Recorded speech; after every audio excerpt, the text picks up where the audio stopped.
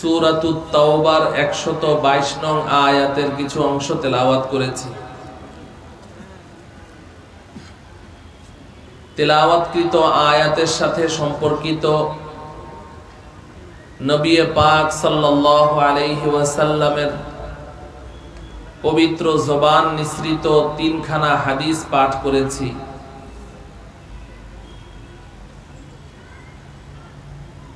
আল্লাহ রব্বুল আলামিন এই আয়াত ও আহাদিসকে সামনে রেখে আমাকে কিছু প্রয়োজনীয় হক কথা ইখলাসের সাথে বলার তৌফিক দান করুন। আমাদের সকলকে কথাগুলো মানার উদ্দেশ্যে অন্তরকর্ণ দ্বারা শ্রবণ করার তৌফিক দান করুন। আমার প্রিয় সাথী ও বন্ধুগণ, তেলাওয়াতকৃত আয়াতে আল্লাহ রব্বুল আলামিন আমাদেরকে একটি নির্দেশ দিয়েছেন। আল্লাহ পাক বলেন, ফালাউলা নাফারা মিন কুল্লি ফিরকাতিন মিনহুম তাইফা লিয়াতাফাক্কাহু ফিদ-দীন وَلِيُنذِرُوا قَوْمَهُمْ إِذَا رَجَعُوا إِلَيْهِمْ لَعَلَّهُمْ يَحْذَرُونَ। আল্লাহ পাক বলেন যে তোমাদের প্রতিটি এলাকা, প্রতিটি মহল্লা, প্রতিটি বস্তি থেকে কিছু মানুষ কেন বের হয়ে যাও না? ফালাউলা নাফারা আই ফাহাল্লা খারাজা, তোমাদের প্রতিটি মহল্লা থেকে, প্রতিটি এলাকা থেকে, প্রতিটি বস্তি থেকে, প্রতিটি কওম ও সম্প্রদায় থেকে কিছু মানুষ কেন বের হয়ে যাও না? তাইফাতুন আই জামাআতুন সাগীরাতুন, ছোট্ট একটি দল বের হয়ে যাও। তবে প্রতিটি মহল্লা থেকে বের হওয়া লাগবে, প্রতিটি এলাকা থেকে বের হওয়া লাগবে। কিছু মানুষ বের হয়ে যাও। কেন বের হবে? লিয়াতাফাক্কাহু ফিদ-দীন, তাফাক্কুহ ফিদ-দীন অর্জন করার জন্য। তাফাক্কুহ ফিদ-দীন অর্জন করার জন্য তোমাদের প্রতিটি মহল্লা, প্রতিটি এলাকা থেকে কিছু মানুষ বের হয়ে যাও। আপনারা আমার সাথে একটা শব্দ বলবেন, প্রতিটি মহল্লা থেকে সব মানুষ বের হতে বলেছেন না কিছু মানুষ? কিছু মানুষ। এই কথাটা মনে রাখেন, তাহলে আলোচনাটা বুঝতে সুবিধা হবে। সময় অনেক অল্প, তো তাই আল্লাহ পাক বলছেন প্রতিটি এলাকা ও মহল্লা থেকে কিছু মানুষ বের হও, সব মানুষ না, কিছু মানুষ বের হও। এই কিছু মানুষ বের হয়ে তাদের কাজটা কি? তাদের কাজ এক নাম্বার হলো লিয়াতাফাক্কাহু ফিদ-দীন, বের হয়ে তারা তাফাক্কুহ ফিদ-দীন অর্জন করবে। এই তাফাক্কুহ ফিদ-দীন কি জিনিস? কি জিনিস অর্জন করার জন্য আল্লাহ পাক এত গুরুত্বের সাথে প্রতি মহল্লার কিছু কিছু মানুষকে বের হয়ে যেতে বললেন? তাফাক্কুহ ফিদ-দীন, এটা সংক্ষিপ্ত অর্থ হলো দ্বীনের গভীর জ্ঞান। তাফাক্কুহ ফিদ-দীন, দ্বীনের গভীর জ্ঞান অর্জন করার জন্য প্রতিটি মহল্লা এবং এলাকা থেকে কিছু মানুষ বের হয়ে যাও। এরপর আল্লাহ পাক আরেকটা নির্দেশ দিয়েছেন, সেটা আমি পরে বলবো। বাকি এই আয়াত থেকে আমরা এতটুকু বুঝলাম যে দ্বীনের গভীর জ্ঞান অর্জন করার জন্য আল্লাহ রব্বুল আলামিন প্রতিটি মহল্লা থেকে সব মানুষকে বের হতে বলেছেন না কিছু মানুষকে? কিছু মানুষকে। মাশাআল্লাহ। এরপর আমি আপনাদের সম্মুখে তিনখানা হাদিস পাঠ করেছি। তার মধ্যে প্রথম যে হাদিসটি আমি পাঠ করেছি, এই হাদিসটি আপনারা সবাই জানেন, তবে হাদিসের মূল পাঠ এবং রিডিংটা হয়তো সবার জানা নেই, কিন্তু হাদিসের অর্থটা সবার জানা আছে। একটি প্রসিদ্ধ হাদিস, সংক্ষিপ্ত এবং প্রসিদ্ধ। নবীজি সাল্লাল্লাহু আলাইহি ওয়াসাল্লাম বলেন, ভাই এখানে আপনি কথা বলবেন না আমি বলবো, একই তো একটা ডিস্টার্ব হচ্ছে আপনাদের, আপনি চুপচাপ বসে থাকেন, কথা বলছেন। নবীজি সাল্লাল্লাহু আলাইহি ওয়াসাল্লাম বলেন, তলাবুল ইলমি ফারিদাতুন আলা কুল্লি মুসলিম, ইলমে দ্বীন শিক্ষা করা প্রতিটি মুসলমানের উপরে ফরজ। এই হাদিসটা আপনারা সবাই জানেন না, শুনেননি? ইলমে দ্বীন শিক্ষা করা প্রতিটি মুসলমানের উপরে ফরজ, চাই পুরুষ হোক চাই মহিলা হোক, নর হোক চাই নারী হোক, প্রতিটি মুসলমানের উপরে ইলমে দ্বীন শিক্ষা করা ফরজ। এই কথাটি কে বলেছেন? নবীজি সাল্লাল্লাহু আলাইহি ওয়াসাল্লাম। কে বলেছেন? নবীজি সাল্লাল্লাহু আলাইহি ওয়াসাল্লাম। তলাবুল ইলমি ফারিদাতুন আলা কুল্লি মুসলিম। কুল্লি মুসলিম মানে প্রত্যেকটা মুসলমানের উপরে, নর হোক নারী হোক, পুরুষ হোক মহিলা হোক, প্রতিটি মুসলমানের উপর ইলমে দ্বীন শিক্ষা করা ফরজ। বাস, এখন আসেন আয়াতের মধ্যে আল্লাহ রাব্বুল আলামিনের নির্দেশ আমরা পেলাম যে প্রতিটি মহল্লা এবং বস্তি থেকে কিছু মানুষ বের হও, না সব মানুষ? কিছু মানুষ বের হও। কি জন্য বের হবে? দ্বীনের গভীর জ্ঞান অর্জন করার জন্য বের হয়ে যাবে। কোরআনে কারীমে আল্লাহ পাক বললেন, দ্বীনের গভীর জ্ঞান অর্জন করার জন্য কিছু মানুষ বের হও। আর হাদিসে নবীজি সাল্লাল্লাহু আলাইহি ওয়াসাল্লাম বললেন, ইলমে দ্বীন শিক্ষা করা প্রত্যেক মুসলমানের উপরে ফরজ, না কিছু মানুষের উপর? হ্যাঁ, প্রত্যেক মুসলমানের উপরে ফরজ। তাহলে হাদিসে নবীজি বলছেন প্রত্যেক মুসলমানের উপরে ইলমে দ্বীন শিক্ষা করা ফরজ, আর সূরাতুত তাওবার 122 নং আয়াতে আল্লাহ পাক বলছেন প্রতিটি বস্তি থেকে কিছু মানুষ বের হও ইলমে দ্বীন, দ্বীনের গভীর জ্ঞান অর্জন করার জন্য। এবার বুঝে থাকলে বলুন তো, যে কোরআনের আয়াতে আল্লাহ রাব্বুল আলামিন বললেন কিছু মানুষ বের হও দ্বীনের গভীর জ্ঞান অর্জন করতে, আর হাদিসে পাকে নবীজি বললেন সমস্ত মুসলমানের উপরে ইলমে দ্বীন শিক্ষা করা ফরজ। এবার কোরআনের আয়াতের বক্তব্য আর হাদিসের বক্তব্য দুইটাকে কি আমরা এক পাচ্ছি নাকি অমিল মনে হচ্ছে? অমিল মনে হচ্ছে, বাহ্যত দৃষ্টিতে বৈপরীত্য মনে হচ্ছে, কন্ট্রাডিকশন মনে হচ্ছে। যে আল্লাহ পাক বলছেন প্রতিটি মহল্লা থেকে সব মানুষ বের হওয়ার দরকার নেই, প্রতিটি মহল্লা থেকে বের হওয়া লাগবে, তবে বের হবে কিছু মানুষ দ্বীনের গভীর জ্ঞান অর্জন করতে।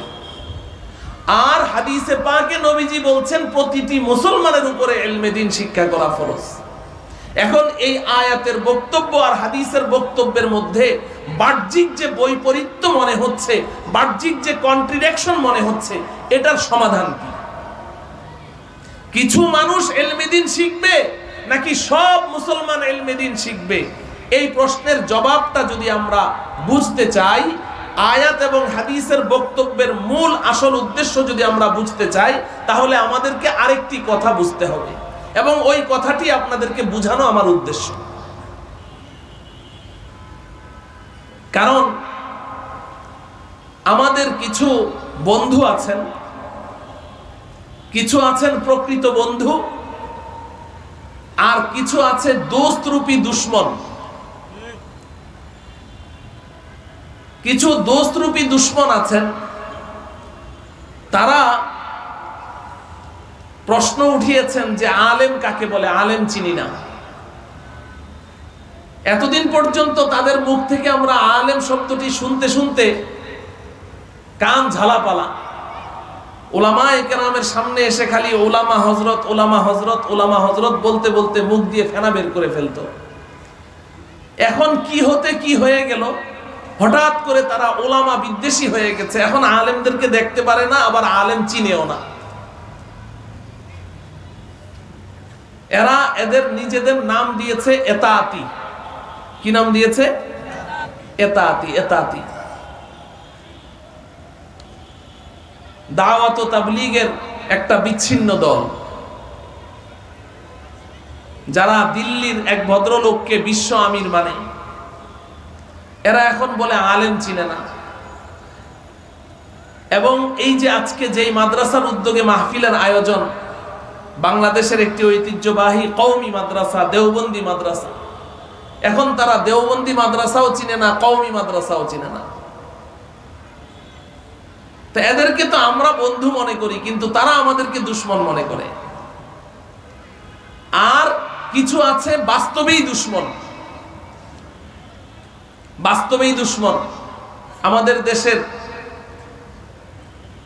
কিছু গণ্ডমূর্খ, অথচ তাদেরকে বুদ্ধিজীবী খেতাব দেওয়া হয়েছে। এই বুদ্ধিজীবী খেতাবদারি এই মূর্খগুলো এরাও প্রশ্ন করে যে কওমি মাদ্রাসায় কি শিখায়, কি পড়াশোনা হয়, দেওবন্দি মাদ্রাসায় কি পড়ায়। বুঝেও বলে, না বুঝেও বলে। এই প্রশ্নের জবাবটা আমি আশা করি এই আয়াত ও হাদিসের এই যে কন্ট্রাডিকশন মনে হচ্ছে, এটার সমাধান খুঁজতে গেলে আমাদের ওই প্রশ্নের জবাবও চলে আসবে ইনশাআল্লাহ। দেখেন, দ্বীনি শিক্ষা, আসমানি শিক্ষা, ওহী ভিত্তিক শিক্ষা, কোরআন ও হাদিসের শিক্ষা,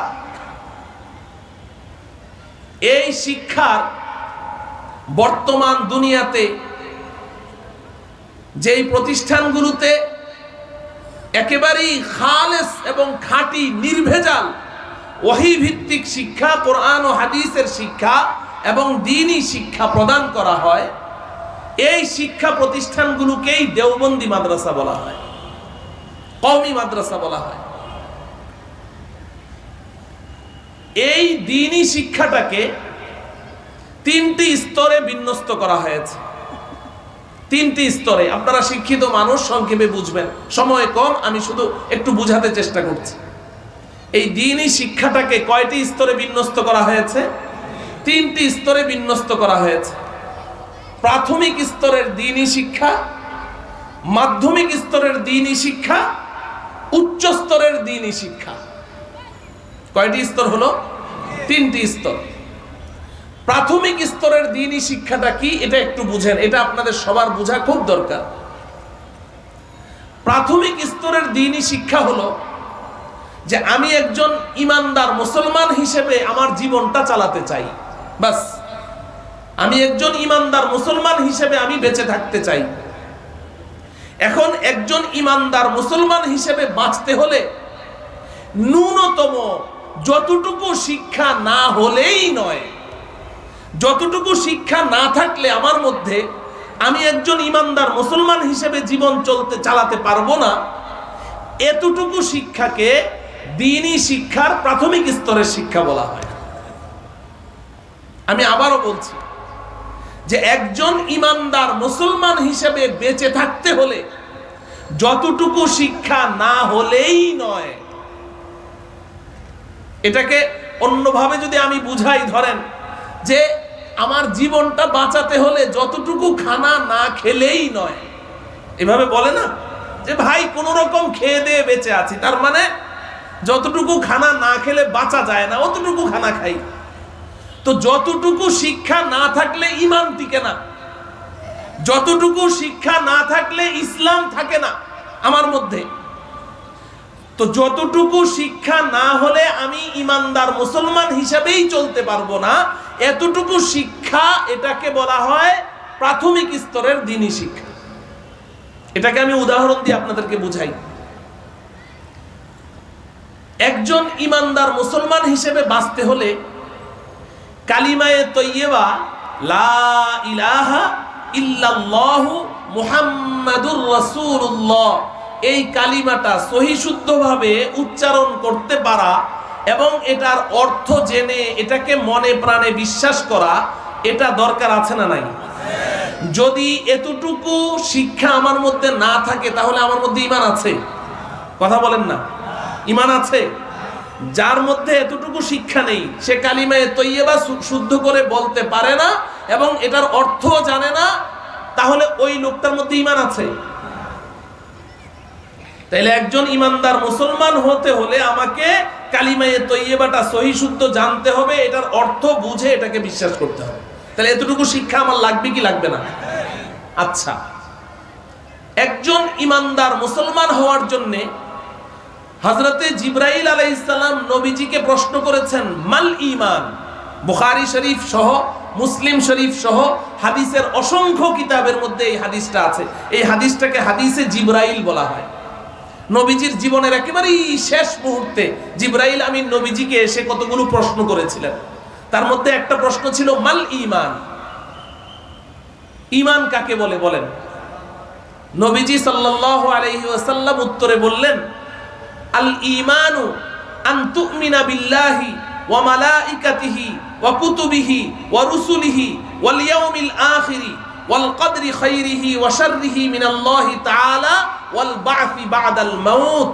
নবীজি বলেন যে ঈমান বলা হয় তুমি মনে প্রাণে বিশ্বাস করবে আল্লাহকে, ওয়া মালাইকাতিহি সমস্ত ফেরেশতাদেরকে, ওয়া কুতুবিহি আল্লাহ পাকের নাযিলকৃত সমস্ত কিতাবকে, ওয়া রুসুলিহি আল্লাহ পাকের প্রেরিত সমস্ত নবী রাসূলকে, ওয়াল ইয়াউমিল আখিরি পরকাল দিবসকে, ওয়াল কদরি খাইরিহি ওয়া শাররিহি মিনাল্লাহি তাআলা এবং ভাগ্যলিপিতে ভালো মন্দ যা কিছু আছে সব আল্লাহর পক্ষ থেকে পূর্ব নির্ধারিত ছিল, ওয়াল বা'সি বা'দাল মাউত এবং মৃত্যু পরবর্তী পুনরুত্থান, আল্লাহর সম্মুখে গিয়ে আবার দাঁড়াতে হবে। এই 7টি বিষয়কে তুমি বিশ্বাস করো তবে তুমি ঈমানদার।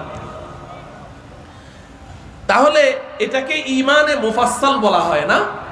আমরা ছোটবেলা মক্তবে পড়েছিলাম আমানতু বিল্লাহি ওয়া মালাইকাতিহি ওয়া কুতুবিহি। এখন নবীজি বললেন এই 7টি বিষয়ের উপরে মৌলিক বিশ্বাস স্থাপন করাকে ঈমান বলা হয়। এখন যদি আমি এই 7টি বিষয়ই জানি না, আমার ঈমান আছে, তাইলে একজন ঈমানদার মুসলমান হিসেবে বাঁচতে হলে আমাকে ঈমানে মুফাসসালের এই 7টি বিষয় কি করতে হবে? জানতে হবে। আচ্ছা, একজন ঈমানদার মুসলমান হিসেবে বাঁচতে হলে আমার নামাজ লাগবে কি লাগবে না? যুবক ভাইয়েরা বলেন, নামাজ লাগবে কি লাগবে না? নামাজ না পড়লে ঈমান থাকে?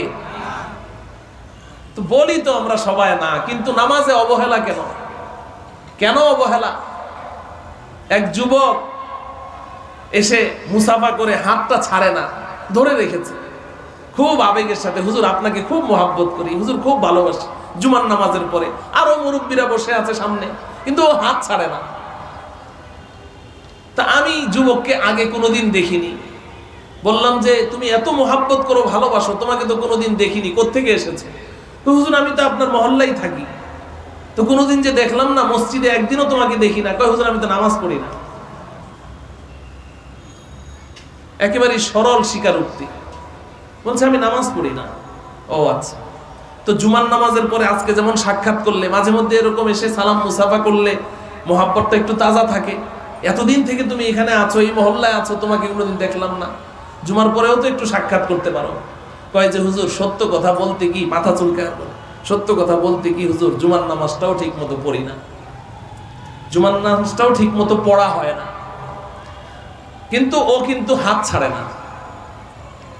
তা আমি তখন খুব রেগে গেলাম যে মিয়া তুমি নামাজও পড়ো না, জুমাও পড়ো না, আবার এখানে খুব মহাব্বত প্রকাশ করছো, যাও তোমার এই মহাব্বতের দরকার নেই, যাও তুমি যাও।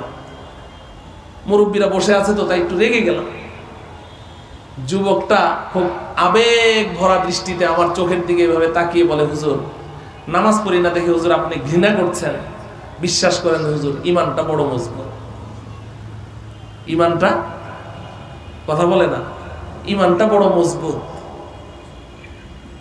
তাইলে নামাজও পড়ে না, জুমাও পড়ে না, ঈমানটা কি?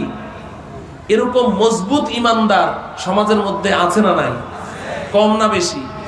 অধিকাংশ, অধিকাংশ। অথচ রাসূলুল্লাহ সাল্লাল্লাহু আলাইহি ওয়াসাল্লাম ইরশাদ করেন বাইনাল আবদি ওয়াল কুফরি তারকুস সালাহ। কে ঈমানদার আর কে বেঈমান এটা কারো কপালে লেখা থাকে না? লেখা থাকে? এটা বুঝবো কেমনে তুমি ঈমানদার না বেঈমান? নবীজি বলেন আমি বুঝার একটা উপায় বলে দিচ্ছি।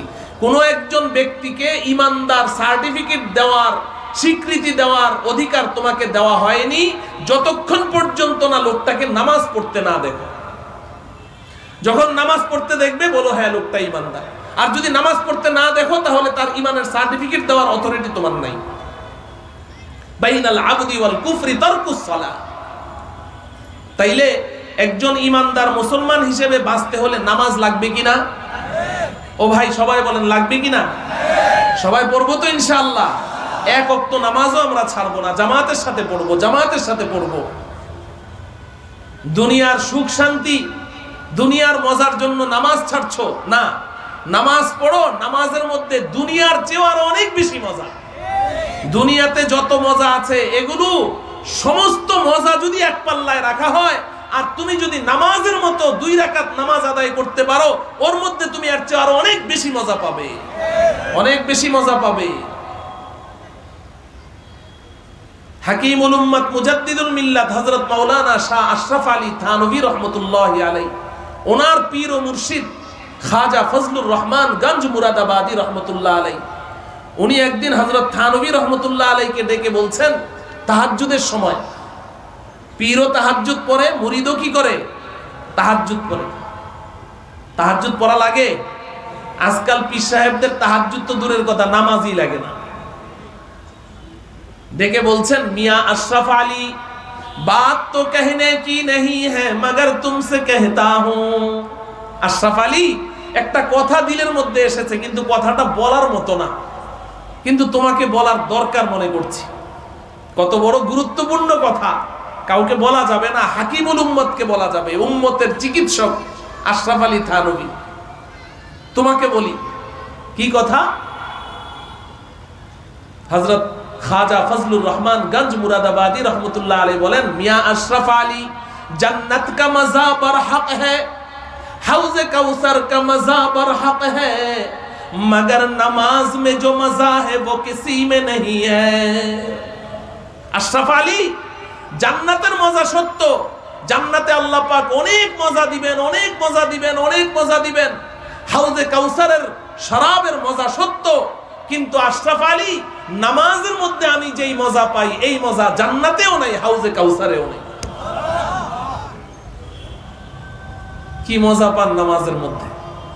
সামনে বলছেন, মিয়াঁ আশরাফ আলী, দরমিয়ানে रात में मैं जब तहज्जुद के लिए खड़ा हो जाता हूँ और सजदे में गिर पड़ता हूँ, तो मुझे ऐसा महसूस होने लगता है कि अल्लाह मियाँ अपनी प्यार का हाथ मेरे पीठ पर फेर रहे हैं। अशरफ আলী, মধ্য রজনীতে যখন আমি তাহাজ্জুদে দাঁড়িয়ে যাই আর যখন সেজদায় পড়ে যাই, তো আমার কাছে এমন অনুভব হতে থাকে যে আল্লাহ রব্বুল আলামিন তার কুদরতের মোহাব্বতের হাত আমার পিঠে এভাবে মুছে দিচ্ছেন। और कह रहे हैं, ফজলুর রহমান মুঝে সেজদা কর রহে হো। আমার পিঠ এভাবে মর্দন করে করে বলছেন, ফজলুর রহমান আমাকেই বুঝি সেজদা করছো? বাজাহির সেজদা গাহশ ই জমি বুদ, বাজাহির সেজদা গাহশ ই জমি বুদ, বাবাতিন সেজদা বর আরশে বরিবুদ। এজন্য আল্লাহ ওয়ালাদের সেজদা বাহ্যত দৃষ্টিতে মনে হচ্ছে যেন জমিনে পড়ছে, আমরা দেখছি, কিন্তু বাস্তবিক অর্থে তাদের প্রত্যেকটা সেজদা আরশে আজিমে আল্লাহ পাকের কুদরতি পায়ের উপরে পড়ছে। তারা কত মজা পায়। ও আমার প্রিয় যুবক ভাইয়েরা, নামাজের মধ্যে কি মজা, পড়ে দেখো।